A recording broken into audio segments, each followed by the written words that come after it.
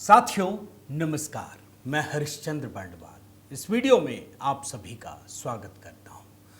दोस्तों, कल supreme court में जो कुछ हुआ, मुझे लगता नहीं कि शायद इससे पहले इस तरह की चीजें कभी हुई होंगी। सुप्रीम कोर्ट में प्रशांत भूषण झूठ बोलते हुए पकड़े गए। झूठ बोलते हुए उन्होंने जो हलफनामा दिया वो झूठा था। उन्होंने जो दस्तावेज पेश किए वो झूठा था। और आरोप किस पर लगा रहे थे? एक संवैधानिक संस्था चुनाव आयोग पर। आप सोचिए दोस्तों, पिछले कुछ दिनों से या कई महीनों से जिस तरीके से इस देश के लोकतंत्र को बदनाम करने की साजिश चल रही है, चुनाव आयोग की क्रेडिबिलिटी को खत्म करने की पूरी दुनिया में ये लोग अभियान चला रहे हैं, उसका एक सिरा सुप्रीम कोर्ट में जाकर जुड़ता है कि यहां से अगर कुछ भी सुई की नोक के बराबर भी कुछ उन्होंने कह दिया तो बस भारत को, मोदी को, चुनाव आयोग को, सबको बदनाम कर दो कि ये तो खत्म है, ये चुनाव आयोग तो बेकार है। उस चुनाव आयोग के खिलाफ प्रशांत भूषण एक झूठा दस्तावेज लेकर पहुंच गए। क्या कार्रवाई होनी चाहिए थी? अगर कोई दूसरा होता तो क्या होता? प्रशांत भूषण के साथ क्या हुआ? हालांकि सुप्रीम कोर्ट ने पूरी होशियारी निकाल दी उनकी। झूठ बोलते हुए एकदम सामने सामने की बात है, अभी तो मैं आपको दिखाऊंगा, लेकिन सुप्रीम कोर्ट ने क्या कहा, क्या किया, ये मैं आपको दिखाऊंगा। और हां दोस्तों, योगेंद्र यादव की भी भारी फजीहत हुई, वो भी मैं आपको दिखाऊंगा। मैं निवेदन करता हूं दोस्तों, सुप्रीम कोर्ट में जब इतनी सारी चीजें चल रही हैं तो आप भी कमेंट जरूर कीजिएगा। देखिए, बिहार चुनाव चल रहा है। हम कभी कभी सोचते हैं ना कि जनता ही सब कुछ तय करती है। जनता को प्रभावित करने का काम चल रहा है। आप याद कीजिए, बिहार में आरक्षण के मुद्दे पर डरा करके लोगों को वोट चुरा लिया। अभी लोकसभा चुनाव में भी तो यही हुआ। आप सोचिए ना, सिर्फ ये चंद दिनों का खेल है। अभी दुनिया में जो कुछ भी होगा उसको दलित के मुद्दे से चिपका देंगे। आप याद रखिए, सीजेआई गवाही पर जूता फेंका गया तो भाजपा दोषी है, कोई लेना देना नहीं है, फेंकने वाला भी दलित है। हरियाणा में एक अधिकारी ने सुसाइड कर लिया, उसको भी जोड़ दिया। सब घटना को दलितों से जोड़ करके ये हिंदुओं को तोड़ने की कोशिश में लगे। इसलिए बिहार चुनाव पर ये एक, जैसे कहते हैं ना, कारपेट बॉम्बिंग। मैं आपको सुप्रीम कोर्ट की कहानी, जिसमें प्रशांत भूषण सीधे सीधे झूठ बोलते हुए धरे गए, मैं आपसे एक सवाल पूछता हूं, क्या उनके खिलाफ सख्त कार्रवाई सुप्रीम कोर्ट को करनी चाहिए थी या नहीं थी? यहां नैरेटिव के मुद्दे पर भारतीय जनता पार्टी बेहद कमजोर है, कहीं मैंने नहीं देखा। तो आपके कमेंट की प्रतीक्षा है दोस्तों। और हां, आज करवा चौथ के त्योहार पर आप सभी को ढेरों शुभकामनाएं दोस्तों।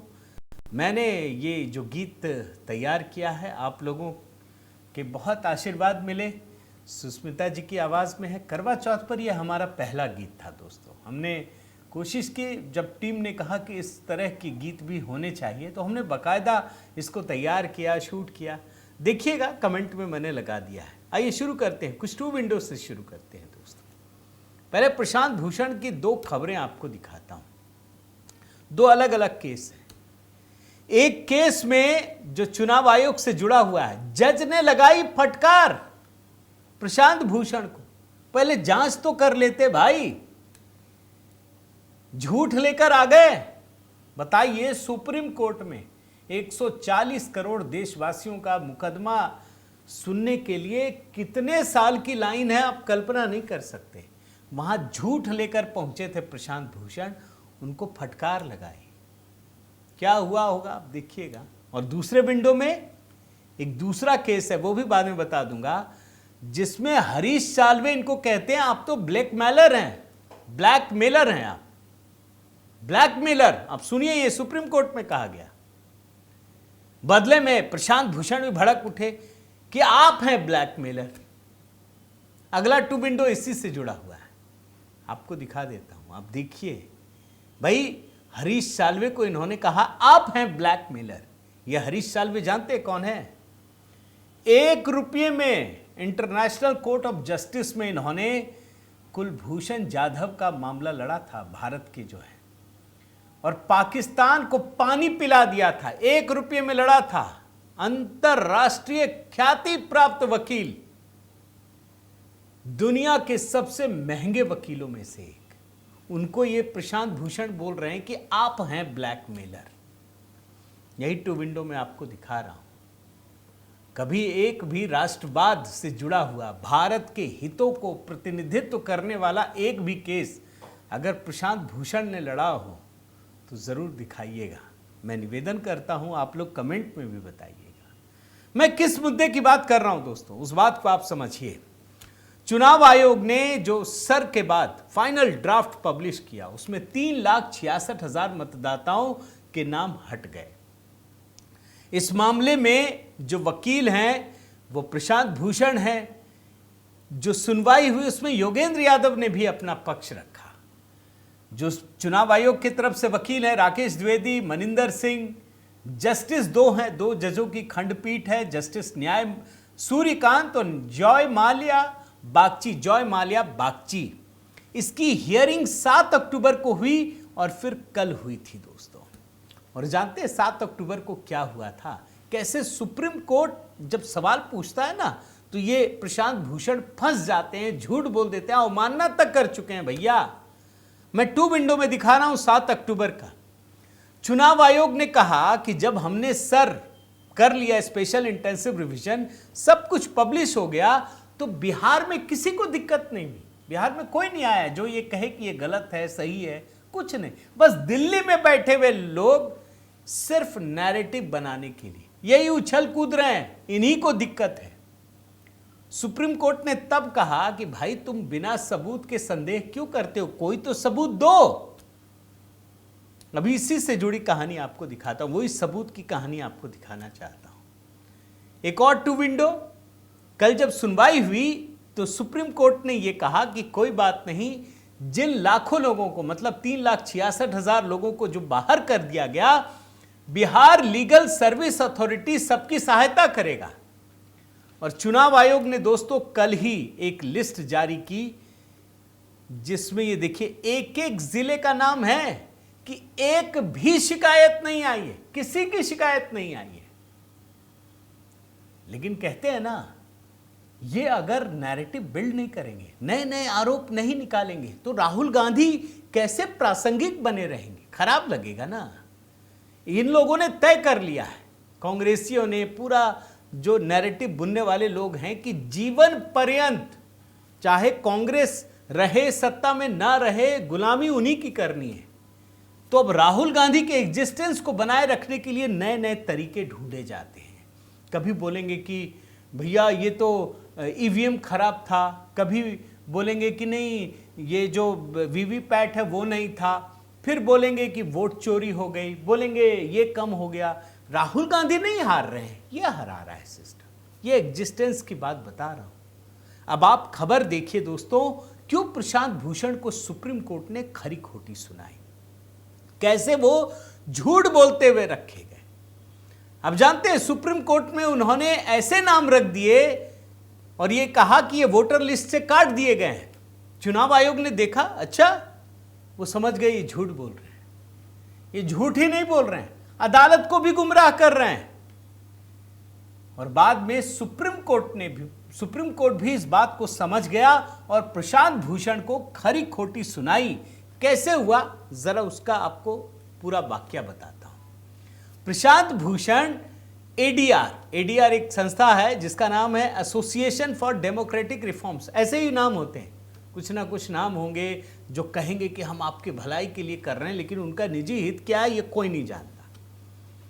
प्रशांत भूषण ये दलील दे रहे थे, पिछली बार भी दलील दी थी, कि जो सर प्रक्रिया अपनाई गई उसके कारण मुसलमानों का, महिलाओं का अनुपातहीन रूप से बहिष्कार हुआ है। मतलब ये कि एसआईआर में बहुत से मुस्लिमों के नामों को हटा दिया गया है।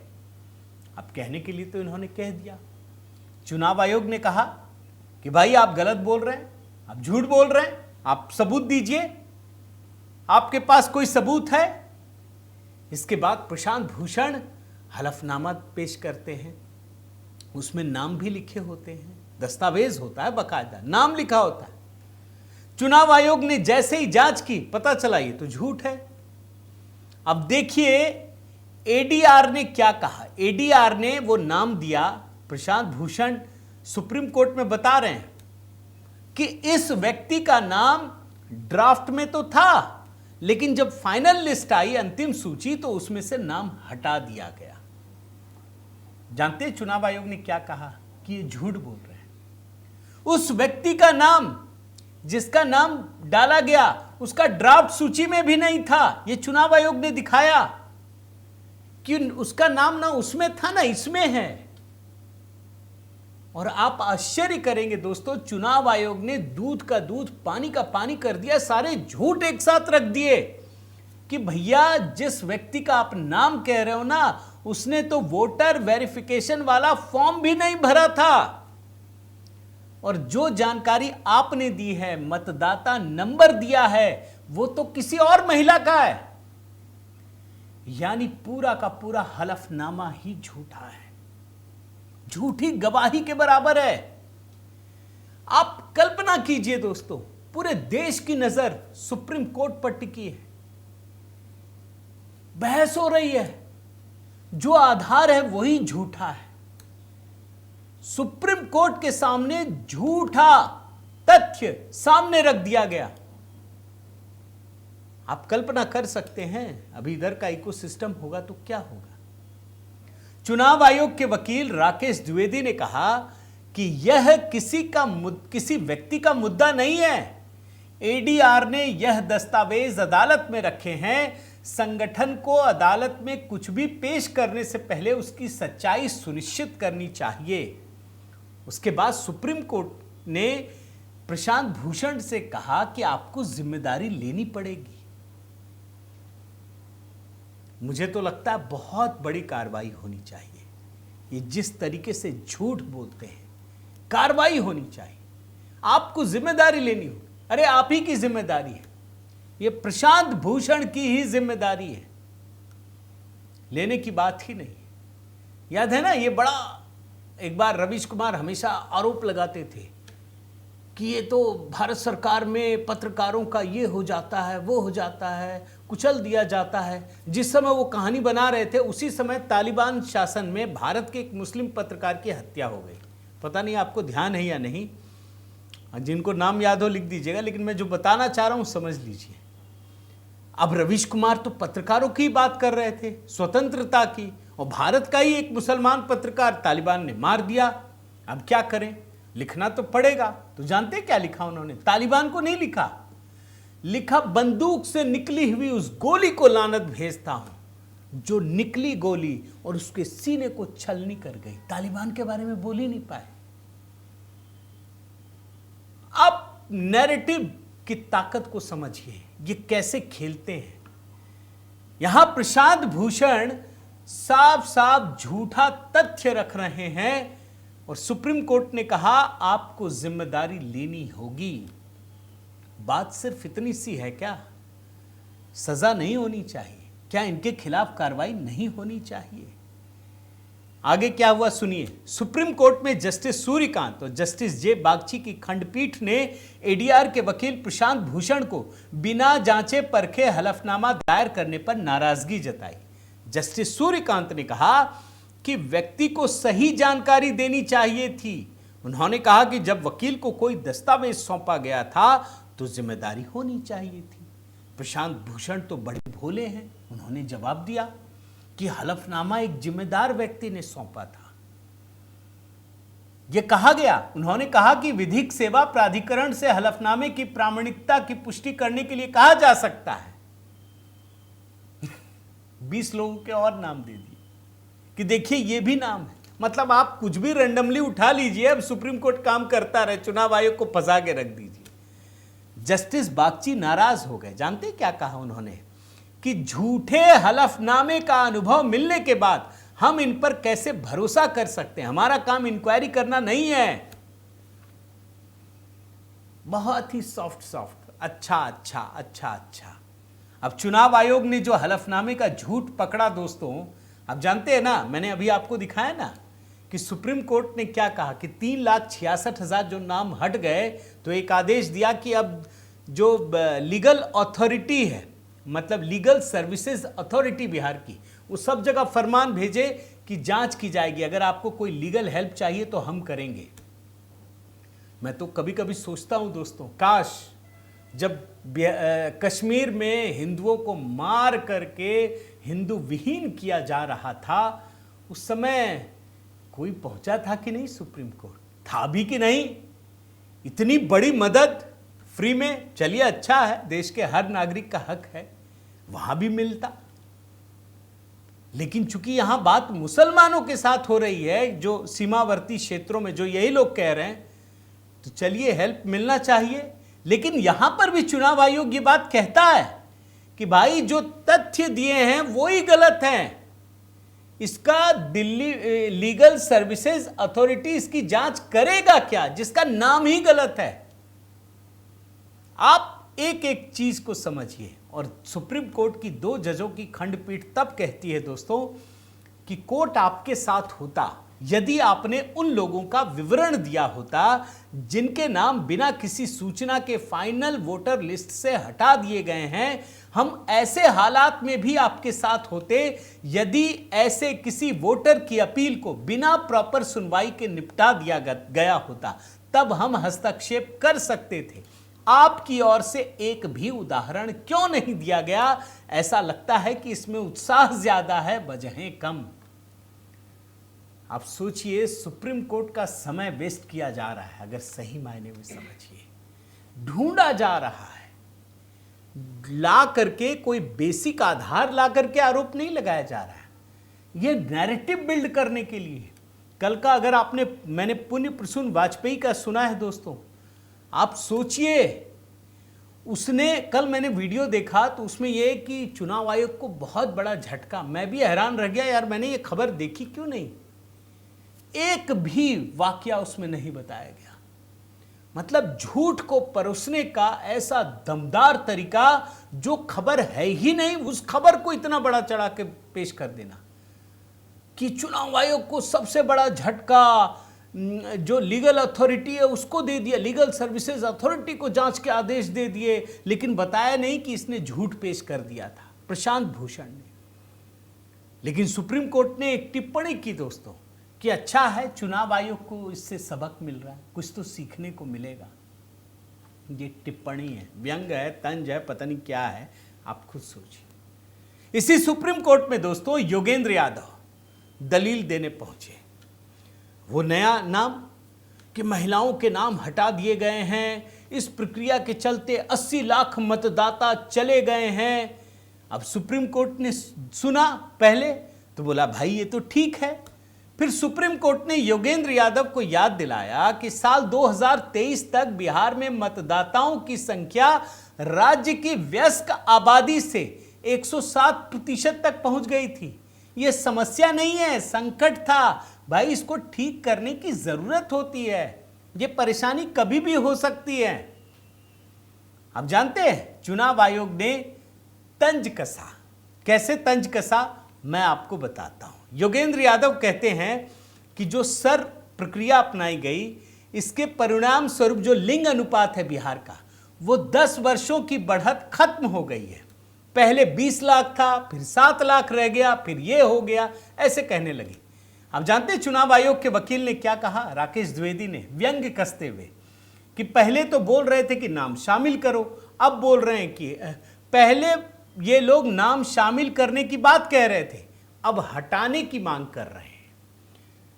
मतलब ये अपनी भी बात में अडिग नहीं है, यूनिफॉर्मिटी नहीं है। कभी बोलते हैं कि ज्यादा हो गया, कभी बोलते हैं कम हो गया, कई बोलते हैं हटाओ, कभी बोलते हैं जोड़ो। यानी ये क्या चाहते हैं ये भी नहीं पता है दोस्तों। और आखिर में एक वाकया हुआ, आप जानकर हैरान हो जाएंगे कि योगेंद्र यादव ईसीआई पर कहते हैं कि आप तो बड़ा अच्छा काम करते हैं। उन्होंने अपने अधिकारियों से कहा, ताजी पिताजी नहीं मिल रहे हैं तो नाना चाचा ताऊ जो मिले डाल दो, पूरा बोलते रहे। हम जानते हैं चुनाव आयोग को क्या कहना पड़ा योगेंद्र यादव को कि भाई ये सब क्या है, ये तो हलफनामे में जिक्र भी नहीं था, ये कोई लेक्चर रूम नहीं है कि आप यहां आकर लेक्चर सुनाएं। जैसे देखते हैं ना सारे वीडियो में खड़े होकर के योगेंद्र यादव मान पूरा एकदम ज्ञानी की तरह से बड़ा बड़ा ज्ञान उड़ेलते रहते हैं, लेकिन सब एक पक्षीय होता है दोस्तों। लेकिन मैं आपको जरूर बताना चाहता हूं कि चुनाव आयोग ने वो हलफनामा दाखिल कर दिया सुप्रीम कोर्ट में और उसमें फिर से अपनी बात कहा कि आधार कार्ड सिर्फ पहचान का प्रमाण है, नागरिकता का प्रमाण पत्र नहीं है।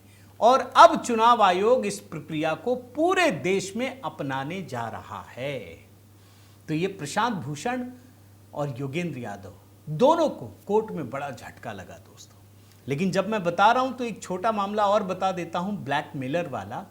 सुप्रीम कोर्ट में ही दोस्तों हरीश साल्वे, प्रशांत भूषण, यह मामला परसों का है।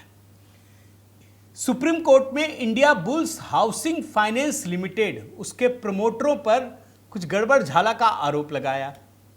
2 जजों की खंडपीठ, जस्टिस सूर्यकांत, जस्टिस भुइयां और एनके सिंह, 3 जजों की बेंच है। हरीश साल्वे कंपनी की तरफ से आए, प्रशांत भूषण एनजीओ की तरफ से और मुकुल रोहतगी कंपनी के प्रोमोटर्स का पक्ष रख रहे थे। आप जानते हैं प्रशांत भूषण ने आरोप लगाया कि ये लोग जो काम कर रहे हैं ये गलत है, सेबी के एफिडेविट में आरोप हैं, सबूत हैं, पता नहीं क्या क्या कहा।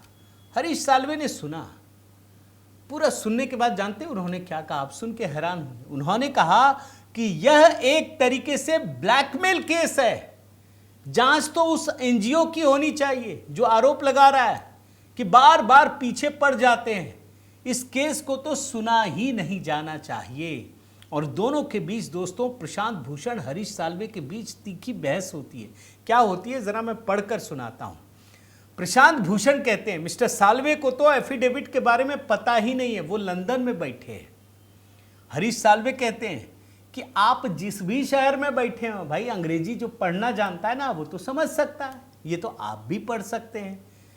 फिर इसमें मुकुल रोहतगी घुसते हैं, बोलते हैं कि मुंबई के कुछ ब्लैकमेलर्स ने ये शिकायत की है। प्रशांत भूषण चिढ़ जाते हैं, वो कहते हैं इसमें तो बड़े बड़े लोग हैं, आप उनको ब्लैकमेलर्स कहेंगे? इसमें जज से लेकर पूर्व नेवी चीफ, सरकार के सेक्रेटरी, आप ब्लैकमेलर्स कह रहे हैं। तब जानते हैं क्या कहते हैं, हरीश साल्वे ने भी एनजीओ को ब्लैकमेल करने पर सहमति जताई। प्रशांत भूषण कहते हैं लंदन में बैठे इन महाशय की हिम्मत तो देखिए। अभी जो जाधव वाला केस बताया था ना, वो यही हरीश साल्वे थे दोस्तों। हरीश साल्वे कहते हैं भाई मैं जहां भी बैठूं आपको दिक्कत क्या है, आप भी लंदन आ जाइए।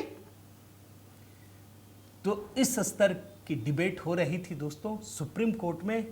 लेकिन आप ये समझ सकते हैं कि एक तरफ के मामले जहां भी ऐसे आते हैं वहां आपको प्रशांत भूषण, योगेंद्र यादव और तमाम ऐसे लोग आपको दिख जाएंगे। लेकिन जिस तरीके से सुप्रीम कोर्ट में झूठ बोला गया, आपको क्या लगता है दोस्तों, क्या सुप्रीम कोर्ट को सख्त कार्रवाई नहीं करनी चाहिए थी? ज़रा कमेंट करके बताइएगा। आपसे निवेदन है दोस्तों कि अगर आपने चैनल सब्सक्राइब नहीं किया है तो ज़रूर कीजिए, लाइक कीजिए, बेल आइकन दबाइए। और हाँ, HB मेलोडी पर दोस्तों करवा चौथ की आप सभी को बहुत बहुत शुभकामनाएं। इस गीत को ज़रूर देखिए जो करवा चौथ पर है। अभी के अभी देखिए कमेंट में पिंड कर दिया है, क्लिक कीजिए, देखिए, वहाँ भी कमेंट कीजिए। बहुत बहुत धन्यवाद। जय सिया राम।